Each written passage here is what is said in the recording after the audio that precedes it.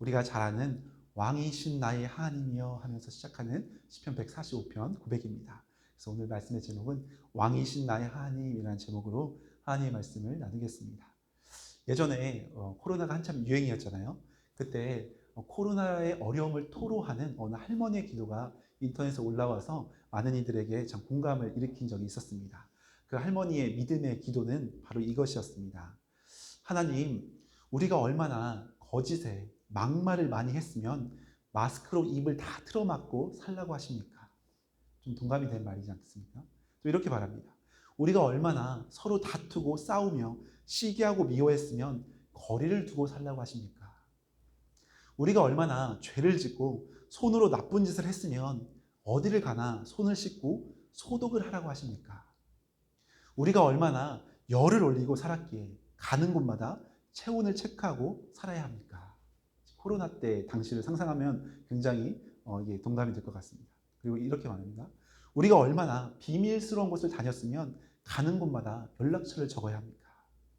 이제 서로 겸손하게 살게 해주시고 진실하고 고운 말을 골라서 하고 미워하지 않으면서 살게 해주세요. 하나님, 이제 그만 노여움을 거두시고 근심 걱정 없고 행복한 세상을 살도록 해주세요. 부디 여기서 멈추시고 사랑이 넘치는 아름다운 세상을 살게 해주세요. 이런 기도입니다. 아마 한 번쯤 들어보신 분도 있으실 텐데 이 기도가 우리에게 감동이 되는 것은 일상의 어려움, 그 코로나 당시의 그 괴로움의 고통을 대부분의 사람들의 반응은 왜 이런 일이 일어났을까? 왜 하나님이 이런 고통을 우리에게 주셨을까? 왜 예배도 못 드리게 하시는가? 왜 우리에게 모임을 힘쓰지 못하도록 어려움을 주시는가 하는 약간의 불평과 불편한 마음들이 많았던 것이 사실입니다. 그런데 그런 상황들을 오히려 믿음으로 승화시켜서 믿음의 고백을 하고 이것을 어떻게 하면 하나님 안에서 해석할 수 있을까? 어떻게 하면 믿음으로 이걸 결부시켜서 하나님이 이걸 통해 나에게 주시는 메시지가 무엇일까? 어떻게 해야 내가 하나님 바르게 살 수 있을까 하는 하나님 안에서 씨름하는 그 믿음의 표현이 있었기 때문에 우리에게 도전이 되는 기도 글이라고 생각이 듭니다. 제가 왜 이 글을 소개했냐면 사실 코로나뿐만 아니라 우리가 살아가는 이 하루하루의 모든 삶이 사실 주님의 손길 아래 있고 우리는 모든 삶의 부분들을 주님의 은혜 안에 해석하고 그것을 바라보아야 하는 믿음의 자녀들이기 때문입니다. 우리의 삶에 어떤 일이 일어났을 때 그것을 하나님과 연결시키지 아니하고 내 중심과 내 관점에서 해석하다 보면 우리는 넘어지고 좌절하고 낙심될 수밖에 없습니다.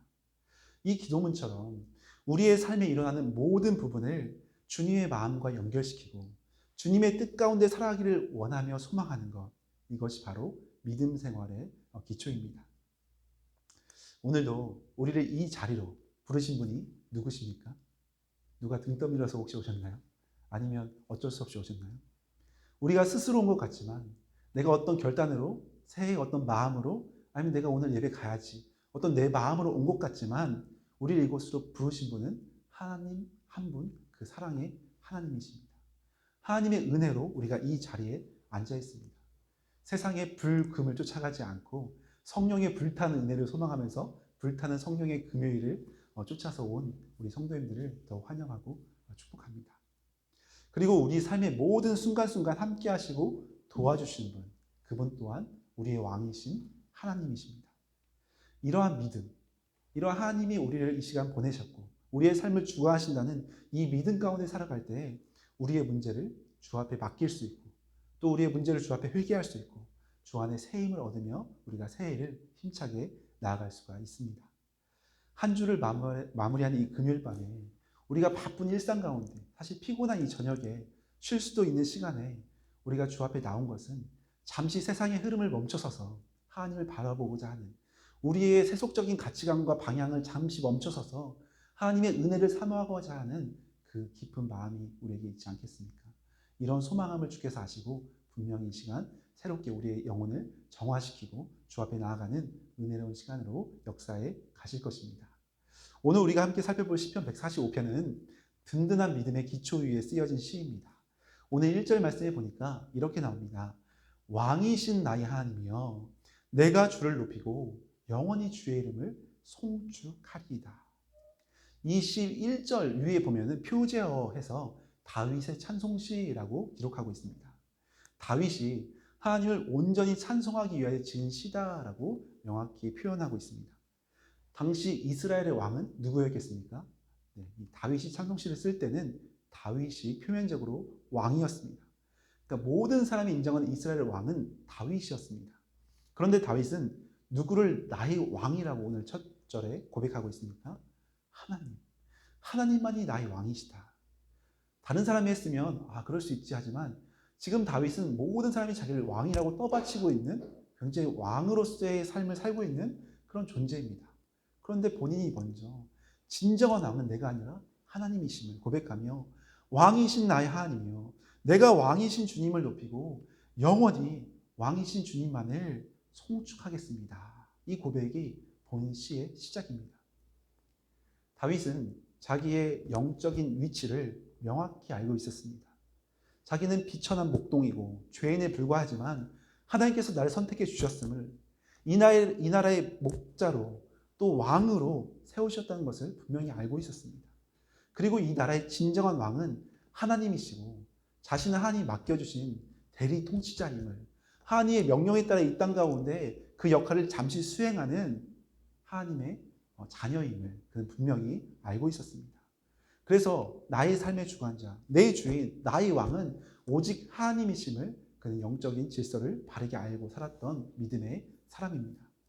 그렇게 그가 힘겹고 비천한 이 목동의 생활을 광야에서 정말 어렵게 죽을 위기를 고비를 넘길 때에도 여호와는 나의 목자시니 내게 부족함이 없으리로다 라는 고백으로 하나님을 목자로 모시며 온전히 그분의 양으로 따르며 살았던 사람입니다.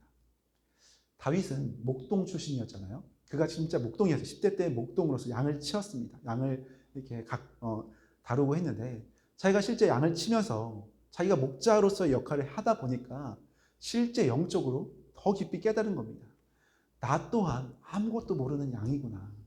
저 어리석은 양들처럼 나 또한 정말 어리석구나. 내 인생길을 내가 알 수가 없구나. 하나님만이 나를 인도하시고 하나님만이 나를 돌봐주시는 진정한 목자가 되시는구나 라는 이러한 믿음으로 다윗은 일평생을 살았습니다.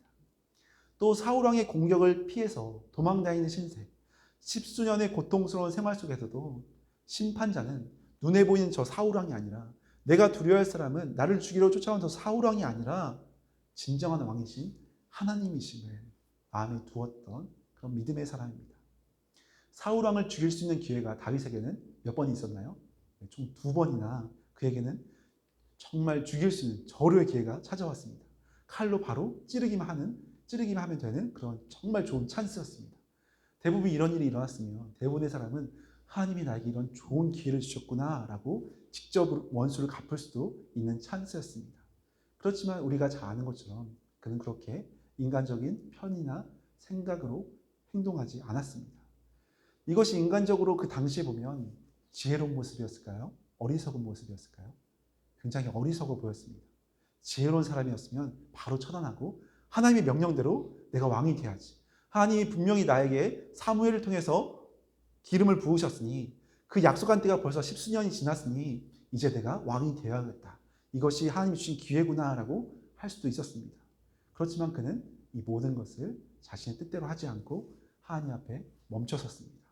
그리고 하나님이 인도하실 때까지 기다리고 기도하며 순종했습니다. 그리고 나중에 결국 하나님의 크신 은혜 가운데 이스라엘 왕이 되어서 끝까지 그의 고백은 변함이 없었습니다. 왕이 된 이후에도 사무엘하 7장 18절에 보니까 이렇게 나옵니다. 우리 같이 한번 읽어보겠습니다. 사무엘하 7장 18절 시작. 주 여호와여 나는 누구이오며 내 집은 무엇이기에 나를 여기까지 이르게 하셨나이까. 주 여호와여 나는 누구이오며 내 집은 무엇이기에 나를 여기까지 이르게 하셨습니까? 지금 다윗의 마음은 그냥 평범한 마음이 아니라 하나님 앞에 너무나 감격한 마음입니다. 하나님 어떻게 나에게 복을 주십니까? 사무엘의 7장 앞서 부분에는 그 유명한 다윗의 언약이 있거든요. 내가 너를 경고하게 할 것이다. 네 왕위를 경고하게 내 후손들에게 복을 주리라는 영원한 약속을 주시거든요. 그 약속을 받고 다윗은 너무나 감동해서 하나님 아마 눈물 흘렸을 것 같아요. 하나님 내가 누군데 우리 집을 이렇게 축복하십니까? 어떻게 내가 왕같이 놀라운 자리에 앉게 하셨습니까? 하면서 자신의 주마등처럼 어떻게 보면 지나온 그 세월들, 고난의 시간들을 아마 떠올리며 눈물 흘리며 이 모든 것이 하나님의 은혜이구나라고 고백했던 그의 간절한 고백이 이 7장 18절에 담겨 있습니다. 주님, 제가 무엇이기에 이토록 저를 사랑하십니까? 사실 이것은 다윗뿐만 아니라 우리 모두가 해야 할 고백입니다. 우리 모두가 회복해야 할 고백이 바로 이 고백입니다. 주님, 내가 누구인데, 내가 무엇이기에 이렇게 주님 앞에 믿음의 길을 걷게 하십니까? 주님, 저처럼 연약하고 비천하고 죽어 마땅한 죄인이 어떻게 하나님 앞에 나와서 거룩한 예배를 드리고 세상에서 가장 거룩하신 하나님을 이렇게 임재를 경험할 수 있습니까? 하면서 우리가 감격하며 눈물 흘리며 나가는 것이 바로 예배자의 태도, 우리 믿는 자의 태도가 되어야 합니다. 그래서 저는 바라기는 이 새해에 이렇게 첫 주부터 예배에 나온 여러분들은 정말 그런 마음으로 살기를 결단한 분이라고 믿습니다. 그래서 그런 마음으로, 겸손한 마음으로 주께 나갈 때 주께서 다윗에게 주셨던 다윗의 축복, 다윗의 언약, 그 이상으로 놀라운 은혜와 복을 우리 모두에게 올 한 해 앞으로의 모든 발걸음 가운데 부어주시기를 축복합니다. 하나님은 독생자 예수 그리스도를 우리를 위하여 아낌없이 보내주신 사랑의 주님이십니다. 우리를 대신하여 그 아들을 죽이시기까지 우리를 끝까지 사랑하신 예수님이십니다. 앞에 십자가가 있잖아요. 이 십자가를 저희가 처음에 준비할 때 십자가에 불이 들어오게 해달라고 했을 때 저희는 밤에 끌 생각이었습니다. 왜냐하면 무조건 절전, 무조건 아껴서 전기비를 쓰려고 했거든요. 그런데 정말 초절전으로 나온 그 LED 얇은 선으로 하니까 전기비가 거의 안 든다고 합니다. 그래서 스위치를 만들지 않으셨대요. 그래서 24시간 켜 있습니다. 그래서 24시간 켜 있는 것처럼 우리 교회도 24시간 오픈하는 기도의 집을 만들고 싶은 마음이 간절합니다. 그렇지만 아직은 인력적으로나 안전적으로 또 치안이나 보안적으로 밤에는 문을 닫기로 했습니다. 그렇지만 낮에는 항상 밝은 십자가, 그 예수 그리스도 앞에 나와서 우리가 기도하고 하나님 앞에 묵상할 수 있도록 항상 이렇게 기도의 자리로 여기를 오픈해 놓을 예정입니다. 아무튼 하나님께서는 그 하나님의 사랑 앞에 우리 또한 이 시편 145편의 고백을 해야 하는 그런 백성으로 우리를 부르시고 계신 줄로 믿습니다. 우리 한번 그런 마음으로 우리가 마치 쓴 시편처럼 내가 고백하는 마음으로 하나님 앞에 우리 한번 고백해 보겠습니다. 1절에서 4절까지 같이 고백합니다. 왕이신 나의 하나님이여, 내가 주를 높이고 영원히 주의 이름을 송축하리이다. 내가 날마다 주를 송축하며 영원히 주의 이름을 송축하리이다. 여호와는 위대하시니 크게 찬양할 것이라. 그의 위대하심을 측량하지 못하리로다. 대대로 주께서 행하시는 일을 크게 찬양하며 주의 능한 일을 선포하리로다. 아멘. 바로 우리의 왕이신 그 주님 앞에 이 시편 145편의 고백이 매일마다 올 한 해 항상 울려 퍼지는 주님만 송축하고 주님만 찬양하고 주님만 경배할 수 있는 복된 삶이 되시기를 소망합니다. 또한 우리가 다 읽지는 않았지만 145편 8절에도 이렇게 고백합니다. 여호와는 은혜로우시며 긍휼이 많으시며 노하기를 더디하시며 인자하심이 크시도다. 아멘. 여호와 하나님은 가장 은혜로우신 분, 우리를 향한 긍휼이 많으신 분, 우리를 향해 언제든지 진노하시고 심판하실 수도 있지만 사랑과 인자가 크신 분임을 말씀하고 있습니다. 또한 18절에도 이렇게 말씀합니다. 같이 읽습니다. 여호와께서는 자기에게 간구하는 모든 자, 곧 진실하게 간구하는 모든 자에게 가까이 하시는도다. 아멘. 하나님께서는 그를 찾고 간구하는 자, 하나님 앞에 진실하게 기도하는 자에게 가까이 해주시겠다고, 만나주시겠다고, 응답해 주시겠다고 확고하게 약속해 주십니다. 그렇게 우리는 담대히 주님 앞에 나아갈 수가 있습니다. 우리가 기도할 힘조차 없어서, 기도할 어떤 마음조차 없어서 지칠 때가 있잖아요. 그때 하나님 앞에 그냥 엎드리시면 하나님이 분명히 가까이 하시고 만나주시고 회복시켜 주실 줄로 믿습니다. 19절 말씀에서도 말씀합니다. 그는 자기를 경외한 자들의 소원을 이루시며 또 그들의 부르짖음을 들으사 구원하시리로다. 아멘. 하나님을 경외하는 자, 하나님 앞에 나와 예배하는 자에게 주님은 그 소원을, 그 기도를 이루어 주신다라고, 또 그들의 부르짖음을 반드시 들으신다고, 그들의 아픔과 눈물과 어려움 가운데서 반드시 구원해 주시겠다고 약속하고 계십니다. 이 약속의 말씀이 있기 때문에 우리는 담대히 이 기도의 자리에 나와 부르짖을 수가 있습니다. 더 나아가서 21절 하반절에는 이렇게 선포합니다. 모든 육체가 그의 거룩하신 이름을 영원히 송축할지로다. 아멘. 모든 육체가. 우리 한 명뿐만 아니라 우리가 기도의 자리, 예배의 자리, 믿음의 자리에 나가다 보면 하나님은 나 혼자 믿고 잘 사는데 그치지 않습니다.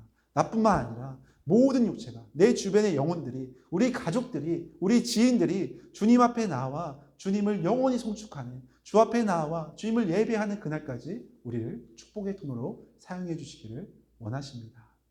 이것이 저와 여러분이 매일 해야 할 고백입니다. 주님, 저뿐만 아니라 우리 자녀들이, 우리 가족들이, 우리 주변에 믿지 않는 영혼들까지 모든 육체가 그의 거룩하신 이름을 영원히 송축하게 하여 주옵소서. 이런 믿음의 역사가 2026년도 올 한 해에 풍성히 나타나시는 모든 성도님들 되시기를 소망합니다. 조금만 더 말씀을 살펴보고 마무리하자면 오늘 본문을 기록하면서 다윗은 고백 하나하나 하나님을 높일 뿐만 아니라 실제 굉장히 정성 들여서 시를 쓰고 있다고 우리가 알 수 있습니다. 시편 145편을 성경학자들은 답관체라고 부릅니다. 답관체. 그것은 문자적으로 머리를 밟아가는 채라는 시입니다. 그런 뜻입니다. 각 절마다 시작하는 단어가 아무렇게나 아무 말이나 배열된 것이 아니라 알파벳 순서가 규칙적으로 순서대로 등장하도록 시를 지은 겁니다. 당시 22개의 히브리 알파벳 가운데 14번째 글자만 생략하고 시편 145편은 전체 21절로 구성된 시인데 그 21절로 알파벳 순서대로 기록한 겁니다. 그러니까 우리나라 말로 생각해 보자면 1절은 첫머리가 기역으로 시작하는 모음으로 시작하는 겁니다. 2절은 니은으로 시작하고 3절은 디귿으로 시작하고 마지막 절은 히읗으로 시작하는 단어로 쓴 거죠. 그러니까 히브리어로 그렇게 썼다는 겁니다.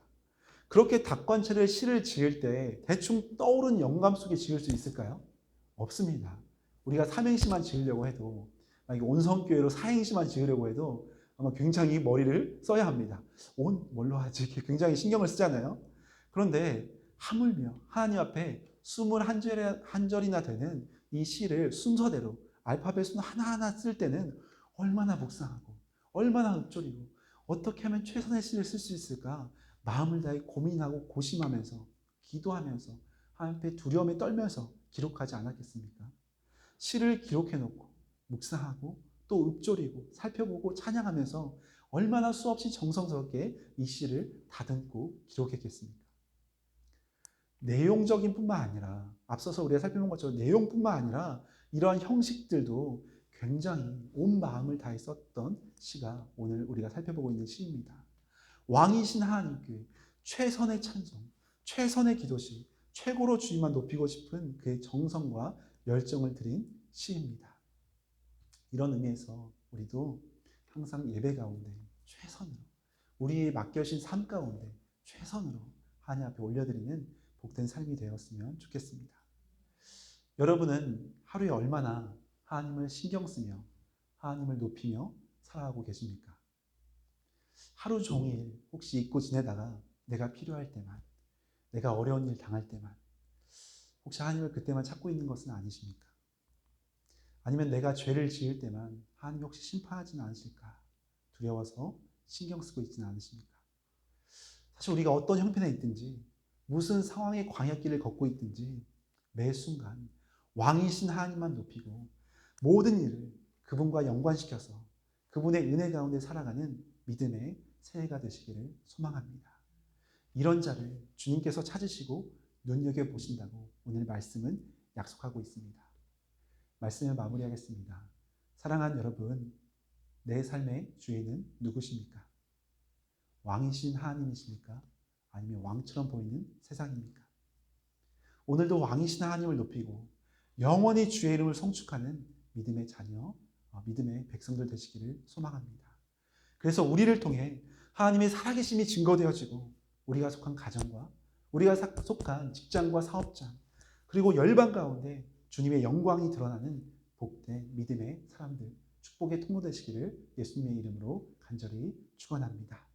함께 찬양하며 기도의 자리로 나아가시기를 소망합니다.